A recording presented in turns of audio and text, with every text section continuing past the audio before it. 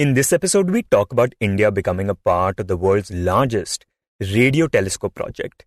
We also talk about the attack against the Enforcement Directorate in West Bengal. But first, we talk about the Bilkis Bano case.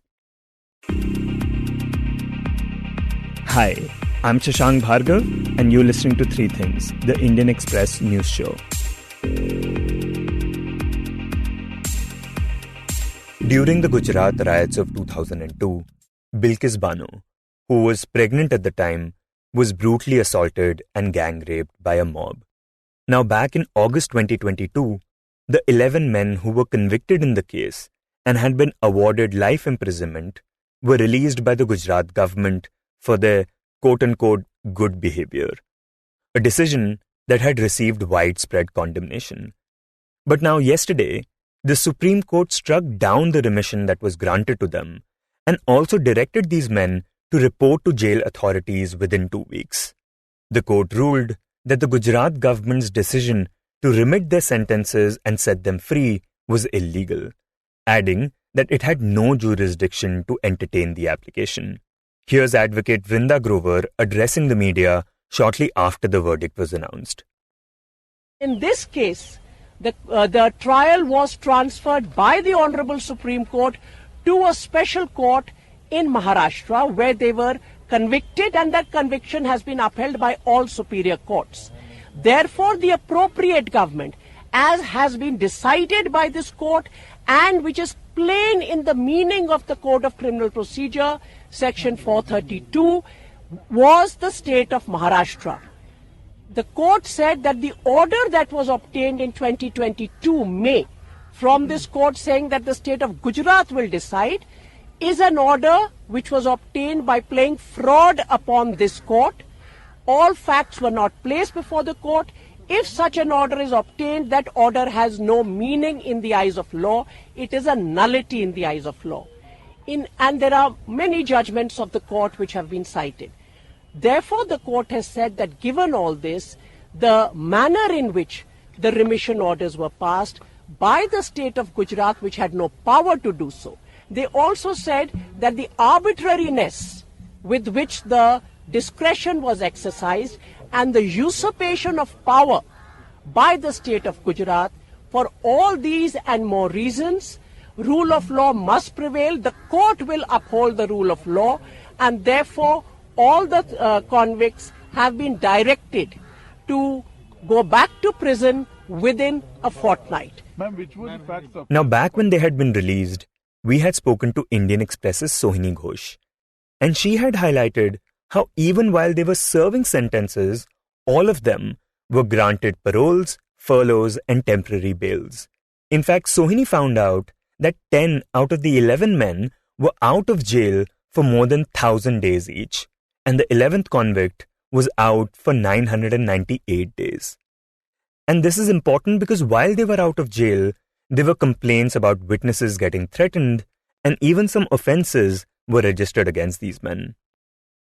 So, in June 2020, an FIR was registered at Randikpur police station, where basically the allegation was against two of the convicts, Mitesh Bhatt and Radheshyam Shah. Now, allegedly, the complainant, a woman, her daughter's modesty had been outraged, was the basic complaint. The FIR basically states this, that she had gone to Radheshyam Shah's house because there were some pending legal issues that they wanted some clarification on. When Radheshyam Shah and Mitesh Bhatt started recording the entire exchange, and then a scuffle broke out, and the final allegation was that Shah and Bhatt had misbehaved with the complainant's daughter. So IPC section 354 was slapped in this FIR, and also there was a cross FIR by Radheshyam Shah. Both these cases are now before a trial court and they are pending. So in a way, both Radheshyam Shah and Mitesh Bhatt, they had this FIR of 2020 going against them, especially when the FIR has allegations of outraging the modesty of a woman. And she says that when authorities were looking at granting these men early releases, this incident was mentioned by the local superintendent of police in Dahod and even Bilkis Bano herself had mentioned it. So the SP Dahod then had taken the opinion of Bilkis Bano and her relatives whether that such application has come before us by Radhesham Shah seeking premature release. What is your opinion on this? Wherein Bilkis Bano had in very clear terms said that he should not be released. And similarly, during the time that these convicts were out of jail, other witnesses in the case had made representations and filed complaints to various authorities in 2017 and 2018. Where these witnesses had basically said that we are being threatened by the family members of the convicts, that we can kill you right now because anyway these guys are in jail, so no one is going to care about you if we kill you or harm you in any way. Then there were the State Reserve Police Force protection that was also given to some of the members that was withdrawn. So there was an objection raised regarding that as well. So at least according to the witnesses, they do say there were memorandum and representations made regarding such indiscretions. But when we see the affidavit of the Gujarat government that has been submitted before the Supreme Court, which also includes all the documents that were taken into consideration while granting them early release, at least when you come to the pages of the opinion of the SP Dahod regarding such release, they very categorically state that we did not receive any memorandum, any representation, and there is no FIR lodged against the said convicts, and thus we are going to give you a go-ahead or a green light. Of course, I am talking about 10 of the 11 convicts because as we know, for Radhesham's case, one of the convict, there was a negative opinion from several of the authorities. And in fact, the early release of these convicts started with Radhesham filing a petition with the Supreme Court saying that they wanted to be released early. We also need to remember the fact that Radhesham himself is academically a lawyer. He was a practicing lawyer before he was incarcerated. So he had moved a petition saying that we want to be released early, but there's a dispute as to which remission policy should be considered and under whose jurisdiction, because it was not clear whether the Gujarat government should be looking at it or the Maharashtra government.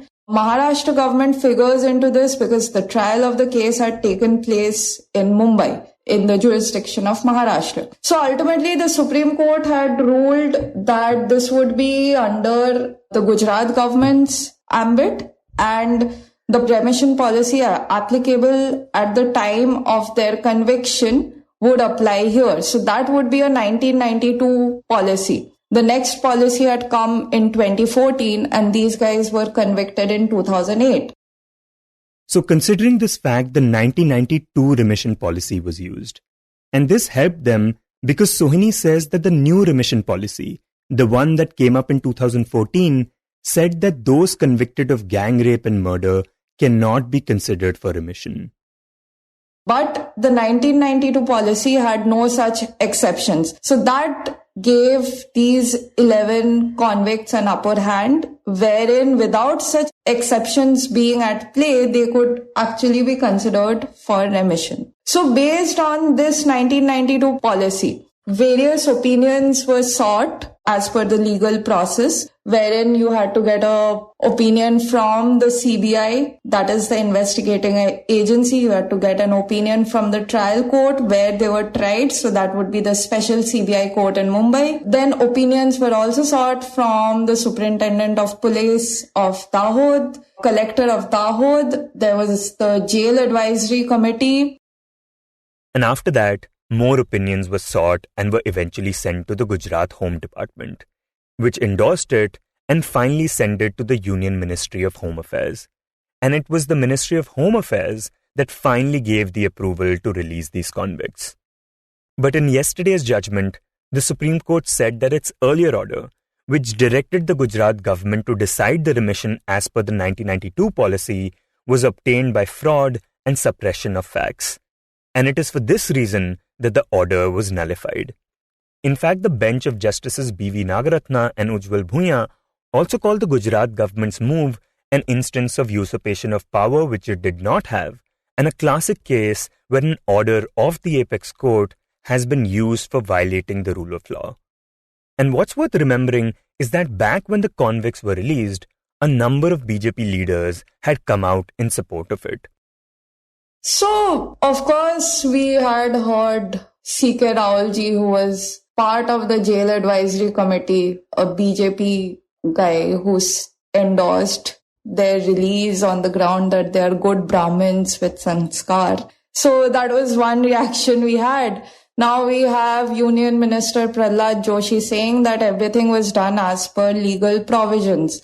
Now, these appear as very stock statements because at a very, very preliminary glance, you would say, yes, it was done as per legal provisions. But a very, very simple example would be that of Radheshyam Shah. So, with respect to Radheshyam Shah, we see negative opinion being given by the SP of Dahod. We see a negative opinion from the Dahod collector. We see a negative opinion from the Additional Director General of Prisons. We also see a negative opinion from one of the 10 members of the Jail Advisory Committee. The dissenting member was the Principal District Judge of Godhra, who was part of the committee, and he had basically dissented to the release. So when we had so many negative opinions, we have the victim and her families categorically saying that they don't want him released. When all these opinions are being taken, what is the weightage of it if you're not going to factor this in your ultimate endorsement?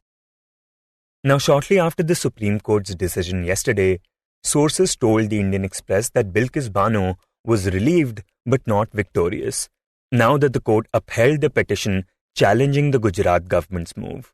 However, the family declined to comment further as they were awaiting the court proceedings to close. A source close to Bilkis said that the Supreme Court order had reinstated their faith in the judiciary and it gave them consolation that justice is alive. The source also added that Bilkis and her family have been living in an undisclosed location since remission was granted to the convicts in August 2022.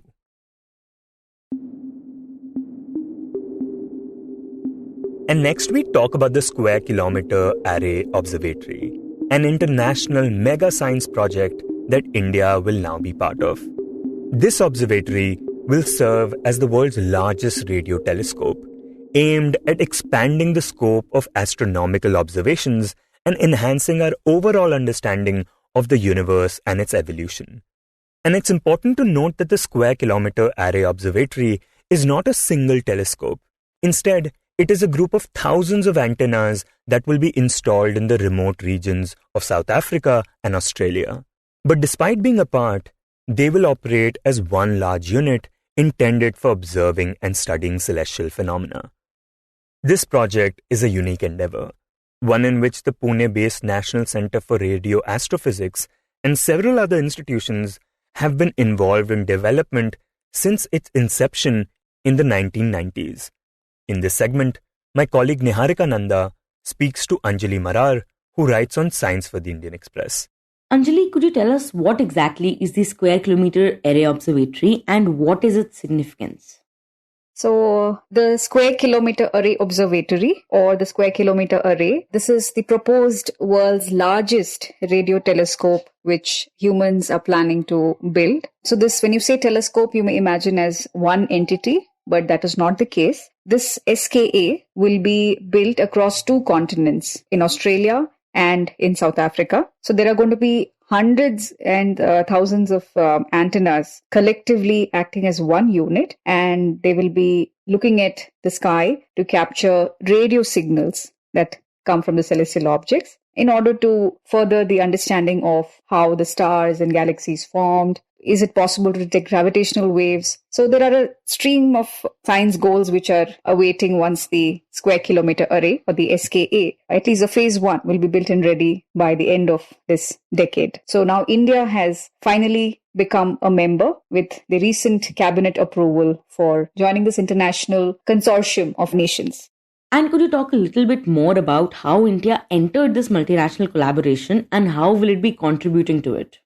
So India has a rich history of radio astronomy, and since the 1990s, India has worked on an existing facility which is called the Giant Meter Wave Radio Telescope, which is located in Pune. So the GMRT is the present most sensitive radio telescope functioning in the low frequency band. So taking on expertise from building, developing GMRT, which continues to operate till date, the scientists and engineers from India proposed to work for the Square Kilometer Array. So India has identified a few key areas of contribution towards the Square Kilometer Array. In fact, Indian team of scientists and researchers have already got an approval for building the telescope manager, or which is the brain of the Square Kilometer Array. So you can essentially understand the importance of India in the Square Kilometer Array. It will be designing the nervous system of Square Kilometer Array. In addition, there's also going to be work on developing some parts of the digital hardware for the SKA low frequency receiver systems, and also some electronic components for the SKA in the first phase of SKA mid antennas. And the Union Cabinet has approved 1,250 crore rupees. And the two ministries, that is Department of Atomic Energy and Department of Science and Technology, will be contributing this amount towards SKA. Right. And Anjali, what kind of an importance does this project hold for India, especially in terms of our efforts in the field of astronomy? So, as I said before, this is the proposed largest radio telescope. So, any country which becomes a member in building any facility like this gets an advantage of voting members into this telescope operations, or once the telescope is up and running, to use the data, they have an upper hand. So obviously, Indian scientists and engineers will have the privilege of using the data once the telescope is ready, which means our science or Indian contribution will be at par with the leading nations which are working in this field of astronomy. Moreover, it's a very complex project or multinational telescope which is being built. This is also an opportunity for India to develop talented and use its skilled engineers and scientists into such a building process. So overall, in terms of science, in terms of developing our own human resource and technology, this multi and mega science project is a great opportunity for Indian radio astronomy to take the next leap. So this is going to be the world's largest radio telescope. What all do the scientists hope to study through it? So if you have a sensitive instrument, a sensitive telescope like the SKA, possibly the scientists are going to be able to look much deeper and much into the history of how the universe evolved or how the early stars were formed. There is a period called as cosmic dawn, and it refers to the time when the first stars were taking birth in the universe. Much of it is still not known, and possibly a facility like an SKA will help unravel some of the mysteries from those times. Apart from that, there will be studies on dark energy. Again, very little is known about dark energy. The universe consists of dark matter and dark energy, but we still have not much of an idea about it. Then once the stars were formed, how did the galaxies form? How did they evolve and reach present date? Also, this telescope will also be used to test some of the most fundamental aspects of physics, like the relativity or using pulsars and black holes. Is it possible to get more information than what was available before? So these are the broad science goals which SKA could facilitate to the world of astronomers. Right. And tell us about the role that India's GMRT, that is the Giant Meterverse Radio Telescope, will play in this project. Precisely. So the Giant Meter Wave Radio Telescope in Pune has been operational since 2000, and it underwent an upgrade in sometime around 2019-20. So that also was an indigenously designed, built, commissioned and operating facility. It had a lot of novel ideas and electronics, some of the softwares. It had many novelties of that kind, and it still remains the world's most sensitive radio telescope operating in the low frequency band. So the expertise that Indian scientists and engineers have gathered in designing, building and now operating GMRT is going to be used while you're working towards SKA. And so SKA also opens up opportunities for several institutions, research institutions and academic institutions to partner towards building SKA. So it's basically you are going from GMRT to SKA using your expertise. And it's really the stepping stone for India to bag such an opportunity to be in this multinational consortium. Right. And Anjali, is there any particular aspect of this entire project that really stands out to you? So, two things I would say. The scale of this telescope.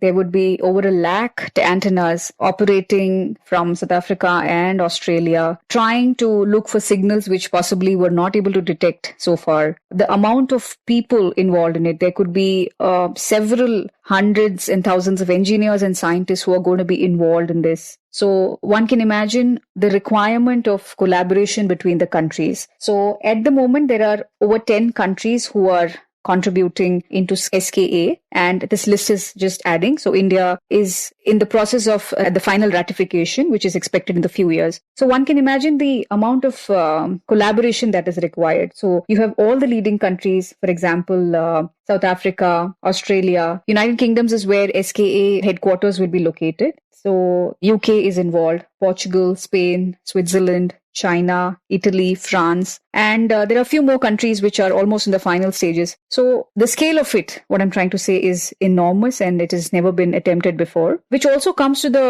tell you that for any big mega science, you require collaborations. No single country can undertake such a massive exercise or such a massive project. It cannot put together one. And the second aspect would be how it will give India an opportunity to contribute towards the radio astronomy community. In fact, India has had several noted research coming out from the Giant Meter Wave Radio Telescope, which is mostly oversubscribed and always in demand. So this gives India and its Indian researchers an excellent opportunity to be a key player in the project. And in the end, we talk about the Enforcement Directorate, or ED.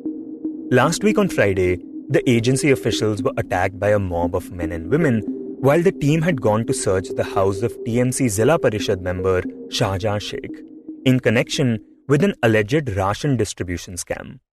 And a day after that, the West Bengal police even registered 3 FIRs and booked the agency officials for alleged criminal trespass and intending to outrage a woman's modesty.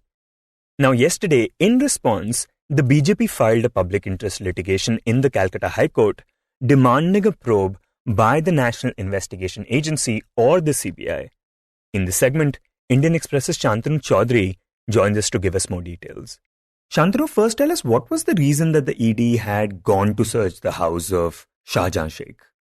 Actually, the ED is conducting this investigation into the PDM scam on the basis of various FIRs that were registered by the West Bengal police, where various private persons were allegedly found in unauthorized possession of the PDS ration and involved in bogus procurement of paddy. And during the investigation, it has been revealed that the proceeds of crime was gathered and shared among various persons by adopting various modus operandi. And during this investigation, it was revealed that such persons laundered the proceeds of crime using corporate identity of various companies. So the ED has been conducting these search operations at these companies in various places across the West Bengal, and subsequently they have found evidence which led them to conduct further searches, which took place on Friday.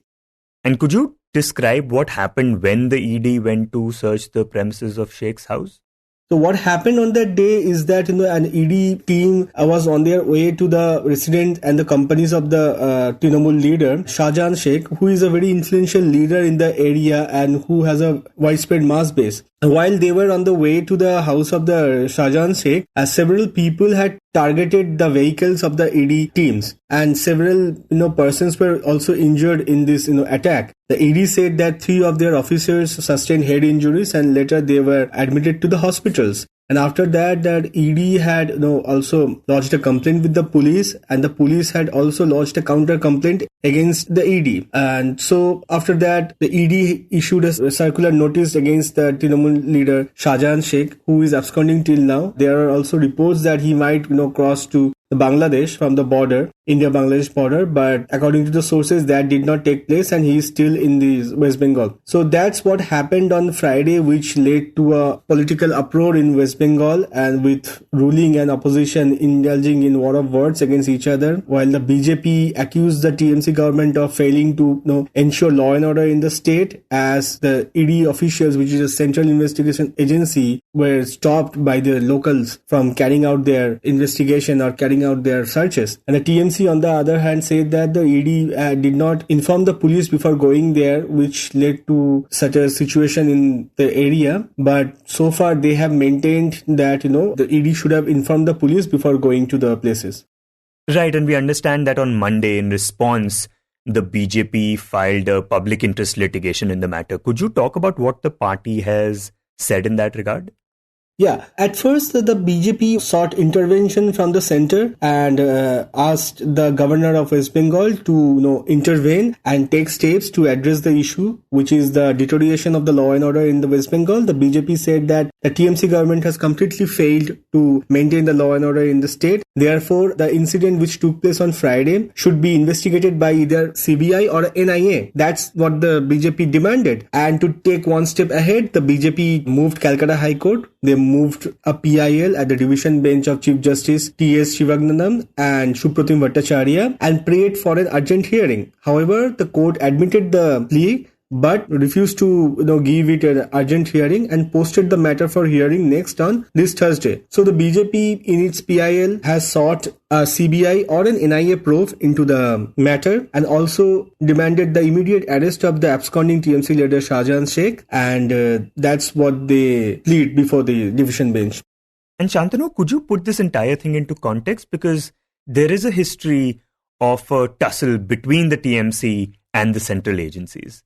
Yeah, we have seen that, ever since BJP came into prominence in West Bengal, after it won 18 seats in Lok Sabha election in 2019, there has been a growing tussle between the center and the state government here, because the BJP on several occasions put pressure on the state government over the deterioration of the law and order situation. In most of the cases, we've seen that, several BJP workers were killed in political violence in the state, which prompted them to, raise the issue before the center, especially before the Union Home Ministry and Union Home Minister Amit Shah. On several occasions, central teams had visited the West Bengal to conduct an inquiry on various cases, be it a case of political violence, be it corruption, be it deterioration of law and order during some kind of riots. So we have seen that, these, central teams had visited the West Bengal, which did not go well with the ruling party. And at the same time, if you go back at the time, the IPS officer Rajiv Kumar, when CBI officers had gone to his place and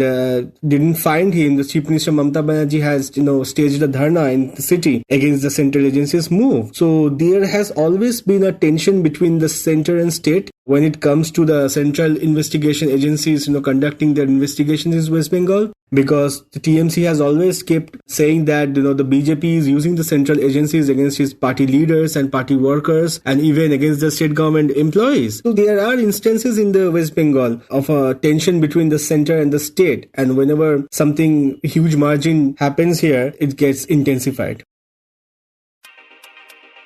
You were listening to Three Things by the Indian Express. Today's show was edited and mixed by Suresh Pawar and was produced by Niharika Nanda and me, Shashank Bhargava. If you like the show, then do subscribe to us wherever you get your podcasts. You can also recommend the show to someone you think will like it, share it with a friend or someone in your family. It's the best way to get to know about us. You can also tweet us at Express Audio and write to us at podcast@indianexpress.com.